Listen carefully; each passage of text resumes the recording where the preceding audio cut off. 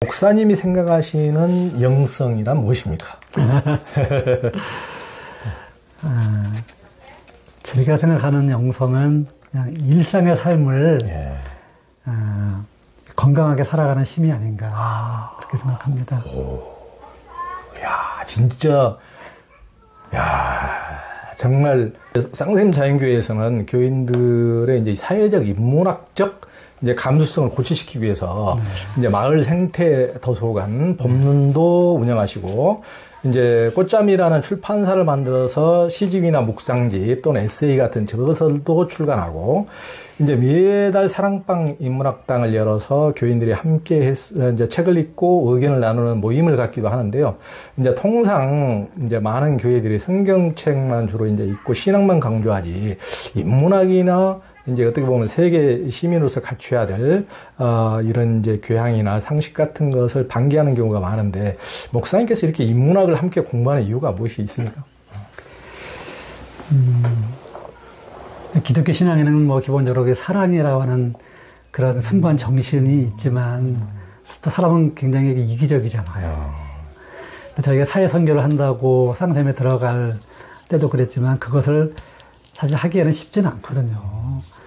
근데 그런 것들을 하려면 우리가 조금 더 신앙에 정말 충실하거나 신앙의 중심을 가지고 있거나 또 더 나아가서는 결국 자기를 열지 않으면 그게 어렵다고 생각을 했습니다. 그래서 저희 교회가 조금 더 사회를 지향해가는 그러한 교회가 되려면 또 사회를 품어갈 수 있는 교회가 되려면 공부하지 않으면 안 되고 또 도전을 받지 않으면 안 되고 이곳에 들어와서도 결국 우리가 마을을 위한다는 것은 뭐 전도하는 것도 물론 있겠지만 그보다 더 크게 본다면 마을 전체가 골고루 정말 이곳에 사는 것 자체가 참 좋다.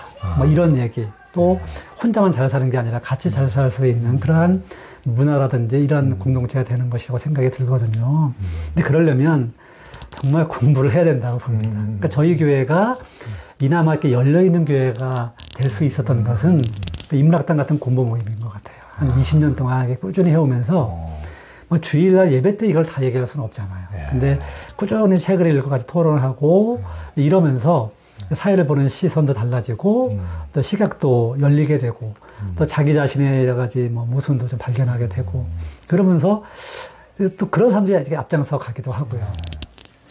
그래서 교회가 근데 그나마 이렇게 좀 깨어있고 열려있고 함께 할 수 있는 교회가 되었다고 보고요.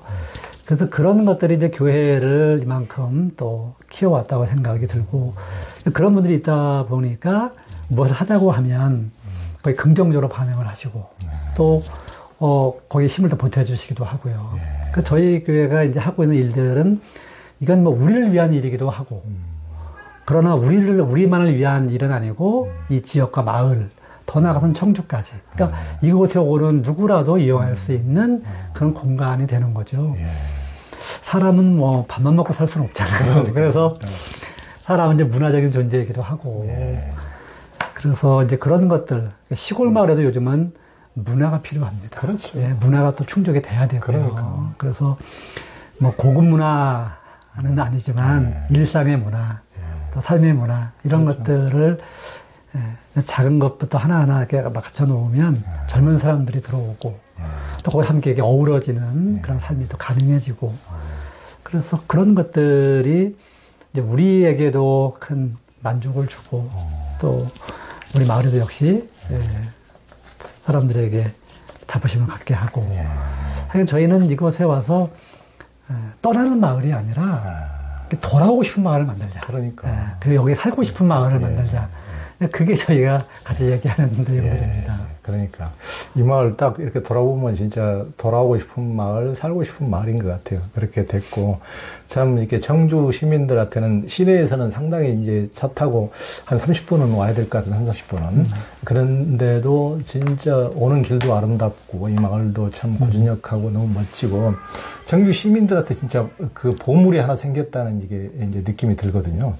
그리고 특히 이제 이렇게 목사님 이렇게 인문학 공부 이렇게 하시니까 저도 참 김기석 목사님처럼 그분이 이제 말씀하시는 게 냄비 신앙이 아니고 무쇠솥 신앙. 그러려면 진짜 인문학 공부 책도 많이 읽고 이렇게 좀 사고력 가지고 냄비 신앙이라는 게 남들 보기에는 막 기도도 뜨겁고 열정적으로 하는 것 같지만 정작 무슨 일 다치면 막 차별하고 또 배타하고 막 이민자들 또 배타하고 뭐 무슨 일 생기면은 굉장히 그러니까 본질이 예수님의 사랑 의도로 가버리고 이제 국수적인 것하고 굉장히 어떤 이기적 관점에서 이렇게 해버리니까 그게 복말이 전도된 듯한 그게 그 신앙이 뜨거운 게 그게 진짜 그게 신앙이냐 과연 그게 이제 그래서 이제 이렇게 공부를 좀 하고 사고력을 갖고 깊숙하게 이렇게 이런 것을 무서서 신앙을 강조했는데 여기 참 백행기 목사님한테도 그런 것을 이제 많이 느끼고 아마 이제 그런 맥락에서 인문학 공부를 네 그렇죠. 저도 배우고 교우들도 같이 배우고 그러면서 이제 꿈도 꾸고 또 새로운 길도 좀 모색해보고 그러니까 예전에 한 4년 전에도 생명신학 포럼을 할 때 저도 이제 이 교회에 와서 이제 같이 하기도 했는데 하여튼 좋은 생명신학이라든가 아름다운 꿈을 꾸시는 분들이 이곳을 찾아서 그런 세미나 같은 것을 하는 이유도 이곳이 이제 시골 외진 곳에 있지만은 굉장히 하여튼 어떻게 보면 오래된 미래라 그럴까 이런 소박한 데서 우리 어떤 미래상 우리가 생각하는 교회상 어떤 이제 크리스찬상을 이제 찾아가는 어떤 좋은 어떤 모델이 아닐까 하는 생각을 갖기 때문에 그런 분들이 이곳에 오지 않을까 싶습니다. 그리고 이제 목사님은 이제 목회하면서 영성과 자연, 문화를 3대 축으로 이제 강조하고 있는 것으로 아는데요. 목사님이 생각하시는 영성이란 무엇입니까? 제가 생각하는 영성은 그냥 일상의 삶을 건강하게 살아가는 힘이 아닌가 그렇게 생각합니다. 야, 진짜 정말 진짜 진리는 먼 데 있지 않고 쉽고 이렇게 쏙 들어와야 진짜 저는 진리라고 생각해요. 막 어렵게 얘기하고 막 이런 게 아니고 정말 제일 쉽게. 살다 보면 여러 가지 일이 많잖아요, 사실은. 근데 그런 것들을 영성이 조금 갖춰지면 저는 소화해낼 수 있다고 생각합니다. 소화해내서 나름대로 그걸 또 풀어내고 또 해석하고 또 그걸 또 나에게 또 다른 좋은 에너지로 만들어갈 수도 있고. 그러니까요. 그러니까 우리가 늘 이제 어떻게 보면은 사회에서 무슨 공부를 많이 했다고 그래서 그분이 지식을 많이 갖고 있다 그래서 무슨 학자라 그래서 또 뭐 종교적으로 어떤 높은 지위를 가지고 있다 그래서 막 이제 사회적으로 신뢰를 잘 못하는 이유가 정작 진짜 뭔가 문제가 터졌을 때는 그런 것을 훨씬 더 많이 더 지혜롭고 더 조화롭게 이걸 해결해 나가야 되는데 그런 결정적인 부분에서는 자기의 욕망이 딱 투사가 돼가지고 한쪽에 서가지고 이제 반대쪽과 강력히 이제 싸우고 이제 이런 모습들을 너무 많이 보기 때문에 이것이 근본 안다는 것이 과연 무엇이고 지식이란 과연 무엇인가 근본적인 나한테 이제 우리가 물음에 많이 봉착할 때가 많거든요. 그게 많이 안다는 것은 뭐지? 저렇게 박사 정도가 아니고 뭐 무슨 교수 총장 됐는데 그게 과연 저분의 어떤 개인적인 삶에서 또 어떤 사회적인 문제에서 문제를 해결하는데 과연 저게 도움이 됐을 텐데 저게 지금까지 평생 저렇게 공부를 해가지고 그게 아무런 도움이 안 된다면은 저 공부가 무슨 소용이지? 하여튼 이제 그런 문제에 좀 봉착하게 되는데 목사님께서 굉장히 중요한 말씀을 해주신 것 같아요. 그런 현실에서 이렇게 정말 풀어가고 어떤 문제가 생겼을 때 이제 건강하게 이것을 이렇게 풀어가고 회복시킬 수 있는 그런 힘, 일상을 회복할 수 있는 힘. 뭔가 특별한 것을 하는 힘이 아니고 영성이라는 게 우리가 막 어디 막 기도원에 가가지고 어디 막 상중에 가가지고 막 기도하고 옛날에는 한때 그런 막 70, 80년대 그런 붐이 얼마나 이렇습니까? 막 특별한 은사를 받겠다고 막 난리 바위 밑에 가가지고 그런 그거 아시잖아요. 저도 경험이 있습니다. 오직 그럼. 근데 특별한 은사를 받으면 당장 와가지고 그 자기 부인이나 옆에 사람하고 문제 생길 때 아무런 그 은사가 뭐 소용이 없고 오히려 더 왜곡되는데 오히려 내가 이런 사람인데 니는 왜 내를 안 따라주고 하여튼 이렇게 돼버리잖아요. 정말 부드러워지는 힘인 것 같아요. 사실 그런 신앙은 사실은 강한 게 아니라 점점 더 부드러워져서 이렇게 자기가 스며들 수 있게끔 만드는 그게 신앙이 정말 강한 신앙 아닐까요? 그러니까요.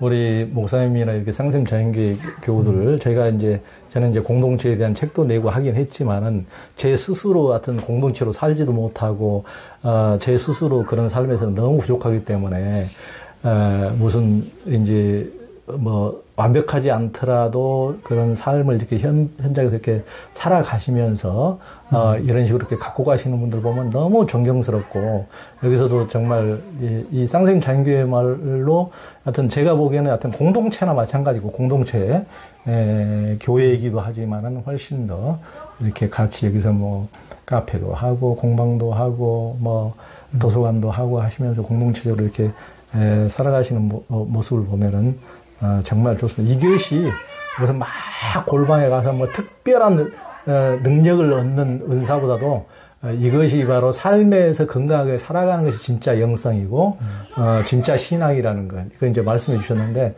진짜 1000% 1000% 공감이 됩니다. 저희들은 그게 이제 신앙의 내용이고, 신앙의 모습이라고 생각을 하는 거죠. 이제 어떤 사람들은 그럼 비신앙적인 거 아니냐? 이렇게 얘기를 하는 분도 계세요. 근데 그렇지 않다. 우리는 신앙으로 자연을 바라보고 또 신앙이 자연 속에 녹아나야 되고 문화도 마찬가지고 또 그렇게 살라고 우리가 말씀하시지 않았나. 그렇죠. 그렇죠. 이제 통상 주일날 교회에 나가고 11조 내고 기도 많이 하면 신앙이 좋다고 하는데 예수를 따른다는 것은 무엇입니까?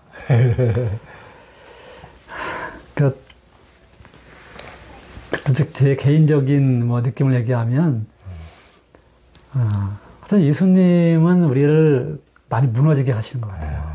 깨트리기도 하고. 정말 어쩌면 정말 이렇게 두 손 든다랄까? 분위기 깨지고, 그래야 아마 예수를 만나는 것 같아요.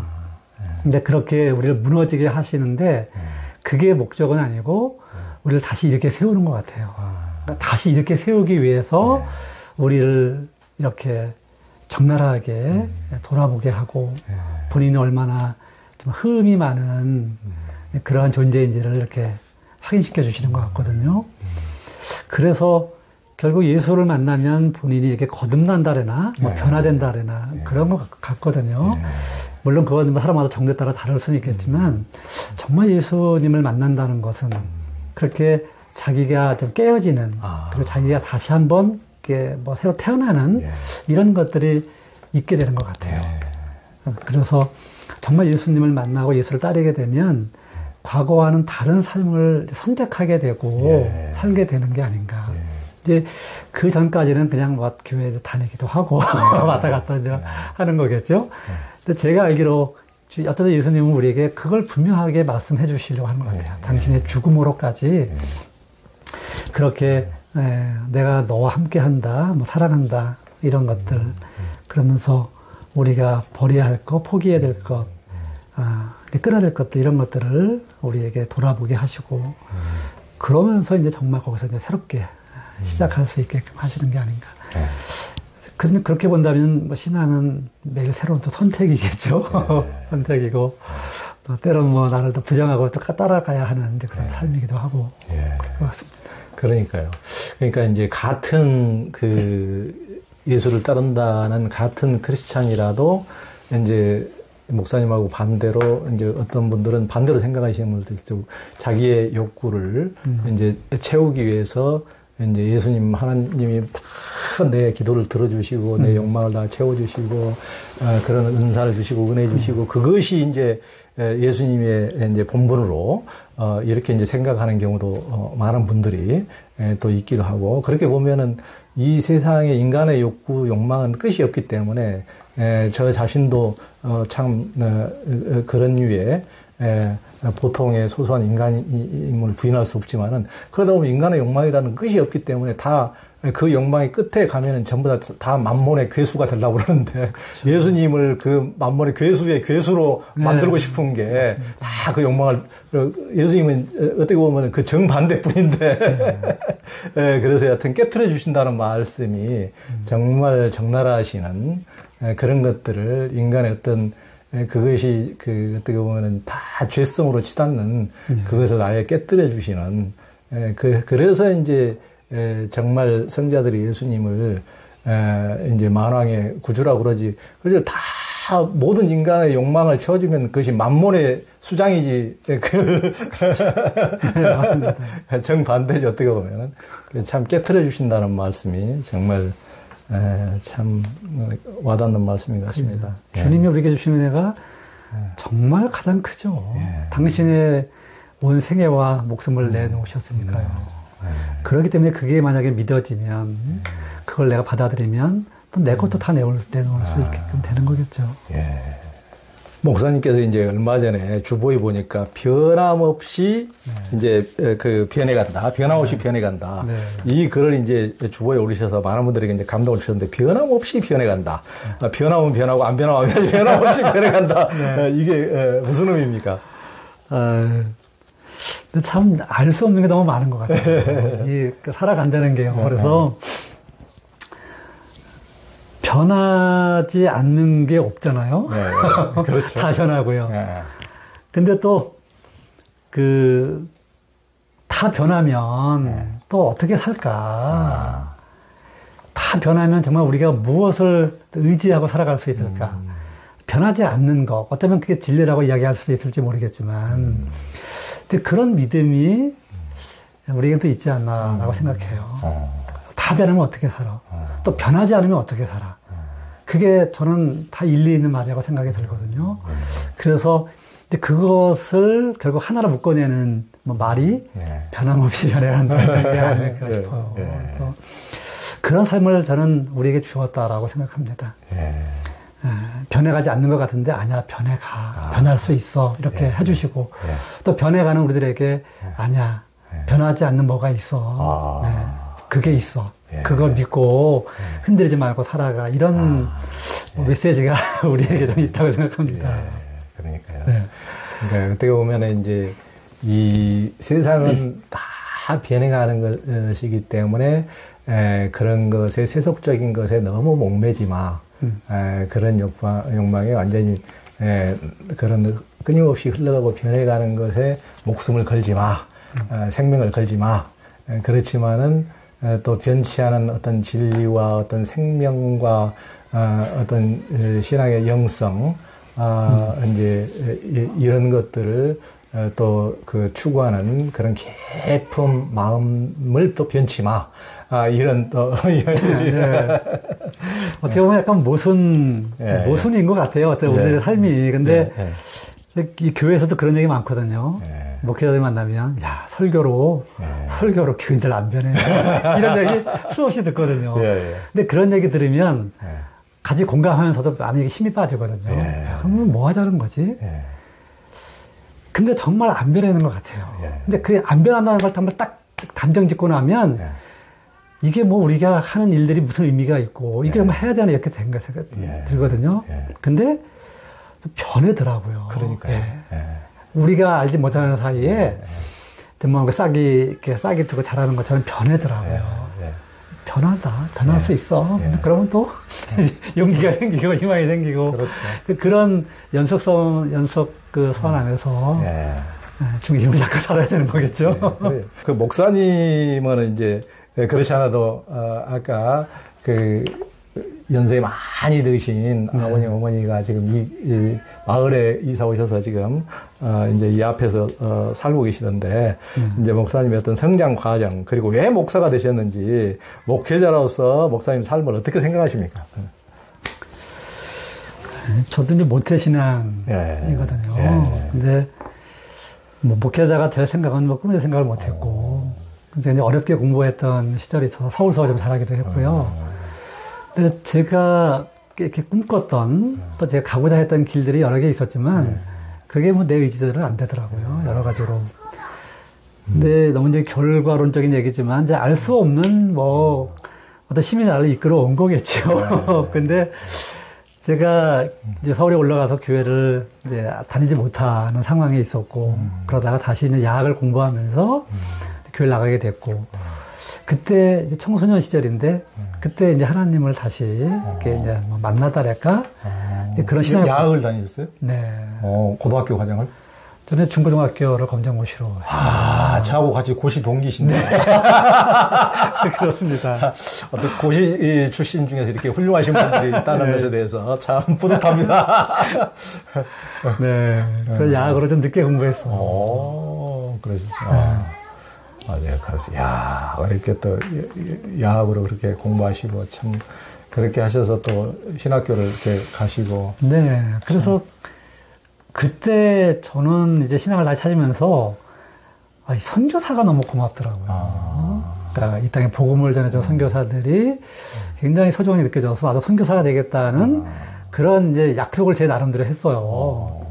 근데 나중에 이렇게 보니까 선교사가 되려면 신학을 공부해야 되는데 이제 학력이 안 되는 거예요. 그래서 공부를 하려는 마음이 없었던 건데 그래서 이제 공부를 해서 검정고시를 하고 이제 신학교를 갔고 신학교 가서 보니까 선교사들의 이제 또 다른 면이 있었어요.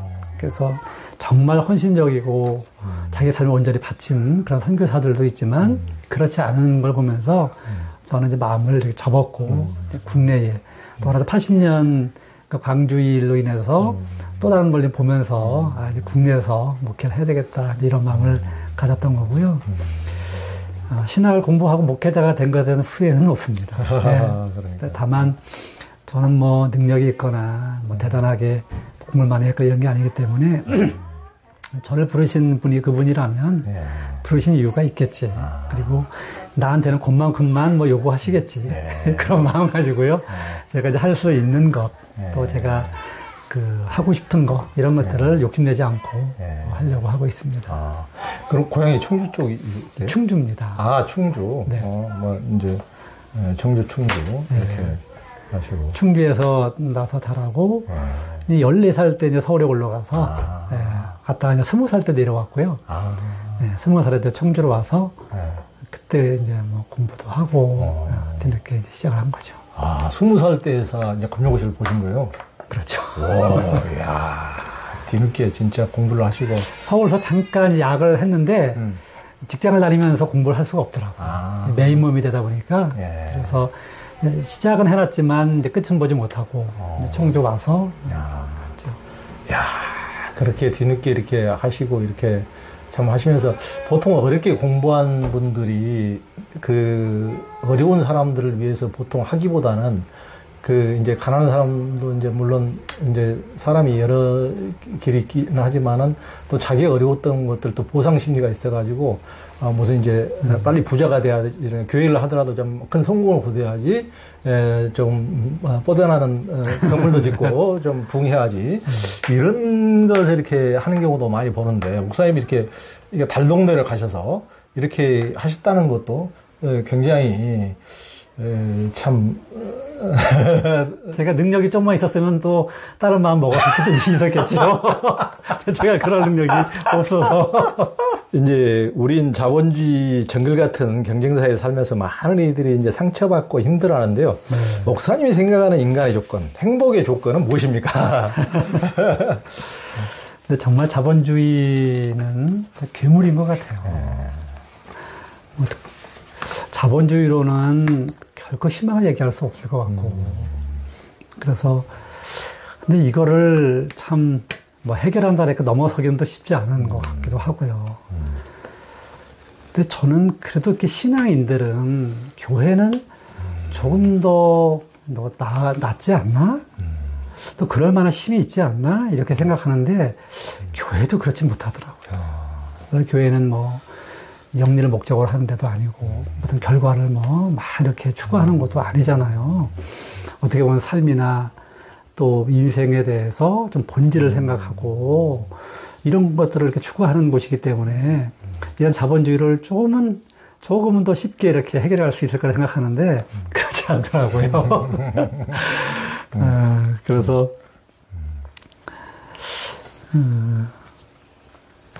사람의 그 존재감, 이런 것들이 이러한 세상에서 우리가 조금은 자기 자신을 이렇게 회복하고 또 자기 자신으로 살아갈 수 있는 그런 비결이 아닐까 싶습니다. 근데 그걸 내가 갖는다고 하는 것도 필요하죠. 또 그것도 중요하고. 근데 그것이 나 혼자만 될 수 없으니까 이제 공동체 안에서 서로가 너 정말 옆에 있어줘서 고맙다. 함께해서 고맙다. 그래서 그런 존재감을 자꾸 이렇게 뭐 심어주고 확인시켜주고 나눠 가질 수 있다면 다 다르잖아요, 사실은. 그렇죠. 다 다른데 그런 다르지만 그 한 사람의 존재나 인생이나 이런 것들을 이렇게 서로 더불어 살아가는 사람들이 나눠줄 수 있다면 좋겠다 이런 거고요. 그리고 뭐 행복은 큰 건 아닌 것 같고요. 지금 현재 내가 살아가고 있는 그 삶의 자리에서 만나는 그런 일상과 작은 것들의 행복을 놓치면 저는 결국 행복할 수 없다고 생각합니다. 정말 중요한 말씀입니다. 그러니까 그 전부 다 어떻게 보면 파랑새를 쫓는 마음, 너무 막 그 이상적인 그런 갈구하는 마음까지 끝까지 채워지는 사람을 아직까지 본 적이 없는 것 같아요. 그러니까